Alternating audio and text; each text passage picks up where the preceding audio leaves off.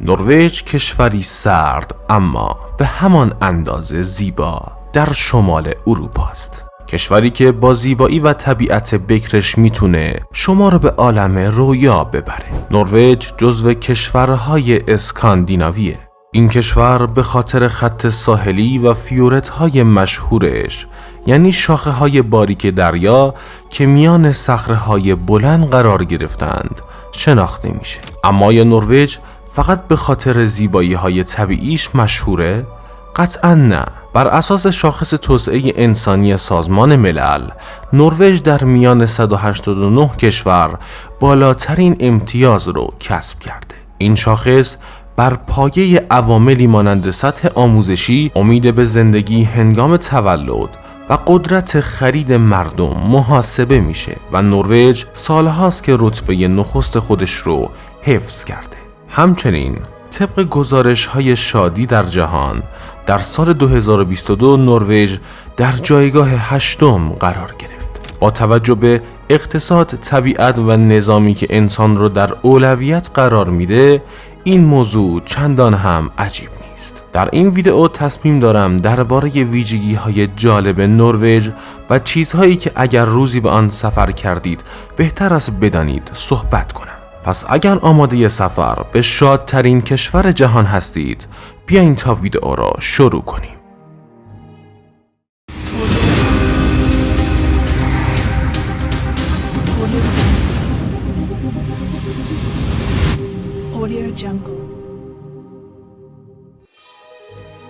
نروژ کشوری است که حتی یک پنگوئن هم میتونه در آن مقام رسمی داشته باشه. شاید شبیه شوخی به نظر برسه، اما حقیقت داره. پنگوئنی به نام نیلز اولا در سال 2005 از ارتش نروژ مدال دریافت کرد و به درجه سرهنگی رسید و به فرماندهی افتخاری گارد سلطنتی نروژ نیز منصوب شد. او در روز ارتقای درجهش از یگان تشریفات بازدید کرد و از مجسمه‌ای که به اندازه واقعی از او ساخته شده بود نیز دیدن کرد. حتی یکی از افسران نروژی گفته بود ما مناسب ترین پنگوئن رو برای فرماندهی یکی از برترین یگانهای کشور انتخاب کردیم. یکی دیگه از چیزهایی که شاید براتون عجیب باشه، زندان هالدن در نروژه که از نظر امکانات یکی از بهترین زندانهای جهان به شمار میره.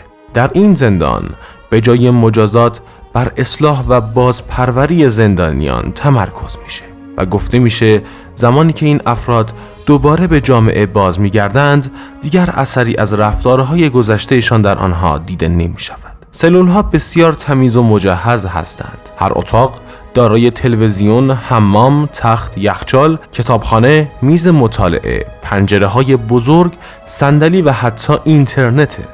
این زندان حتی سوپرمارکت هم داره که نام اون عدالته. زندانیان میتونن مواد غذایی دلخواه خودشون رو بخرن، غذاهاشون رو خودشون بپزن و کنار هم غذا بخورن. امکانات این زندان فقط به اینها محدود نمیشه. انواع سازها و حتی یک استدیوی ضبط نیز در اختیار زندانیان قرار داره. بهترین ماهی‌های سالمون در نروژ پرورش داده میشن.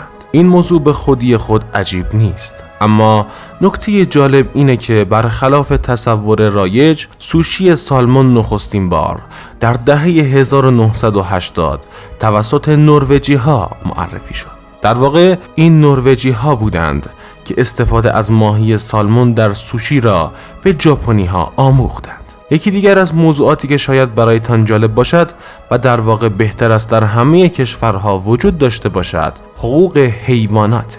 در نروژ حقوق حیوانات اهمیت بسیار زیادی داره و حتی مقررات ویژه‌ای برای آن تدوین شده. برخی از این قوانین عبارتند از گربه ها هرگز نباید کتک زده شوند، نباید آنها را از پوست گردن یا دم بلند کرد، نباید آنها را تنها در خانه گذاشت و به سفر رفت. نگهداری از سگ در فضای بسیار کوچک ممنوع است. محل نگهداری سگ باید به اندازه‌ای باشد که بتواند بایستد، بچرخد و آزادانه حرکت کند. همیشه باید ظرف آب در اختیار سگ باشد. سگ باید روزانه دست کم 3 بار برای گردش بیرون برده شود. افرادی که این قوانین را رعایت نکنند ممکن است به پرداخت جریمه نقدی یا حتی حبس محکوم بشن. و در صورت گزارش تخلف علیه اونها پرونده قضایی تشکیل میشه. اگر در فکر رفتن به نروژ برای تحصیل هستید و توانایی اون رو دارید، میتونم بگم برای رفتن تردید نکنید. اول از همه تحصیل در نروژ رایگانه. تعداد دانشگاه‌های خصوصی بسیار کمه و این مراکز نیز از حمایت دولت برخوردارند. نروژ عضو اتحادیه اروپا نیست، اما عضو کامل برنامه آراسموسه و یکی از معدود کشورهایی که به دانشجویان بین المللی از سراسر جهان امکان تحصیل با هزینه کم رو فراهم میکنه. در یک نظرسنجی که در سال 2016 انجام شد، نروژ در دسته بهترین کشورهای جهان برای تحصیل قرار گرفت. تنوع رشته‌ها، امکان تحصیل به زبان انگلیسی، دانشگاه‌های سطح 1، زندگی در شهرهای مدرن و سهولت حمل و نقل از جمله معیارهایی بودند که رضایت دانشجویان را جلب کرده بودند. استفاده از زبان انگلیسی در این کشور بسیار رایجه و در بیشتر دانشگاه‌ها آموزش به زبان انگلیسی ارائه میشه. بنابراین اگر سطح زبان انگلیسی مناسبی داشته باشید، بدون مشکل میتونید تحصیل کنید. البته این تنها یک مزیت نیست.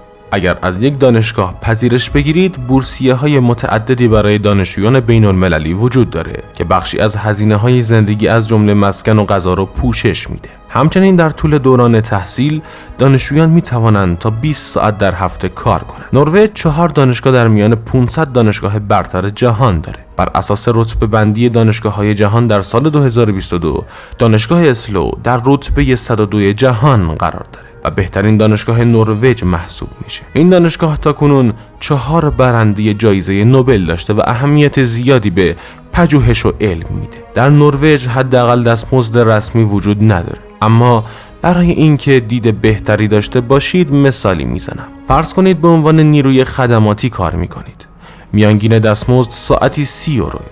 اگر روزی 5 ساعت کار کنید، روزانه 150 یورو درآمد خواهید داشت، یعنی حدود 750 یورو در هفته و به طور متوسط 3000 یورو در ماه.